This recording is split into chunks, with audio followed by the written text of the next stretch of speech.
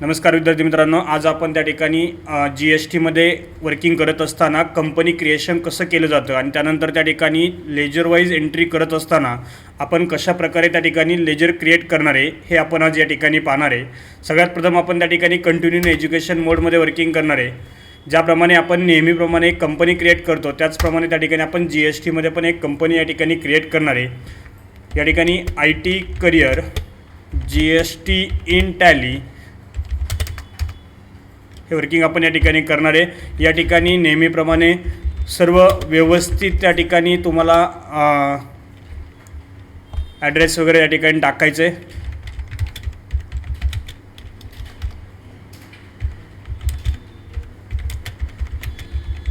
हाच ॲड्रेस तुमच्या त्या ठिकाणी बिलावरती असेल, तुमच्या डॉक्युमेंटवरती घेतला जातो, त्यामुळे व्यवस्थित त्या ठिकाणी हा ॲड्रेस टाकायचा आहे।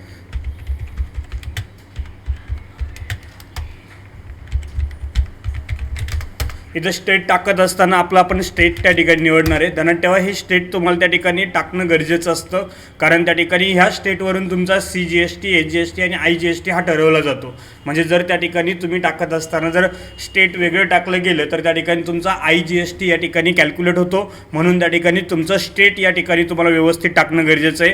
या ठिकाणी आपण पिनकोड टाकणार आहे 410 505, आपला मोबाईल नंबर या ठिकाणी टाकून घेणार आहे। त्यानंतर आपण त्या ठिकाणी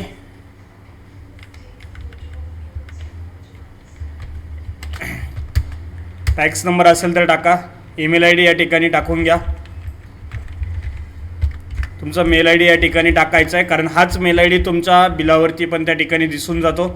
म्हणून या ठिकाणी तुम्ही टाकत असताना सर्व गोष्टी या ठिकाणी व्यवस्थित टाकणं गरजेचं आहे, जेणेकरून त्या ठिकाणी तुमच्या सर्व कन्सेप्ट या ठिकाणी तुमच्या बिलावरती व्यवस्थित येतील। ठीक आहे।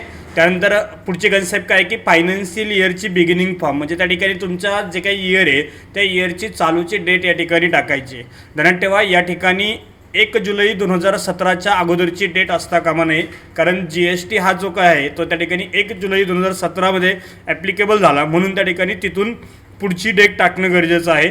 या ठिकाणी तुमची 1 जुलै 2017च्या पुढचीच डेट या ठिकाणी तुम्हाला टाकावी लागेल। त्यानंतर पुढची कन्सेप्ट काय की बेस करन्सी, म्हणून त्या ठिकाणी आपण रुपीजचा सिम्बॉल या ठिकाणी घेतो। बघा, इथपर्यंत सर्व तुम्हाला त्या ठिकाणी माहिती असेल, कारण नेहमीप्रमाणे आपण या ठिकाणी वर्किंग केलं आहे। आता इथे आल्यानंतर आपण काय करतोय की अकाउंटिंग आणि इन्व्हेंटरी या दोन गोष्टींना या ठिकाणी येस म्हणत होतो, पण इथून पुढे गेल्यानंतर टॅक्सेशनला पण येस म्हणायचं आहे, आणि या ठिकाणी इथे आल्यानंतर तुमचा GST नंबर या ठिकाणी टाकायचा आहे। बघा, मी या ठिकाणी GST नंबर टाकेल, म्हणजे आपला GST नंबर या ठिकाणी टाकणं गरजेचं आहे। बाकीच्या सर्व कन्सेप्ट त्या ठिकाणी ॲटोमॅटिक घेतले जातात, त्यामुळे बाकी कुठेही त्या ठिकाणी चेंजेस करायचे नाही आहे। ठीक आहे। ई वे बिल त्या ठिकाणी ॲटोमॅटिक ओपन होईल, ॲप्लिकेबल त्या ठिकाणी करायचं आहे। या ठिकाणी GST रेट येस म्हणा। इथे जर तुमचा एकच GST नंबर असेल तर एकच GST रेट असेल तर या ठिकाणी तुम्ही टाकू शकता। एंटर करा आणि एंटर करा, म्हणजे अशा प्रकारे त्या ठिकाणी तुम्ही GSTची कंपनी या ठिकाणी क्रिएट करायची आहे। धन्यवाद।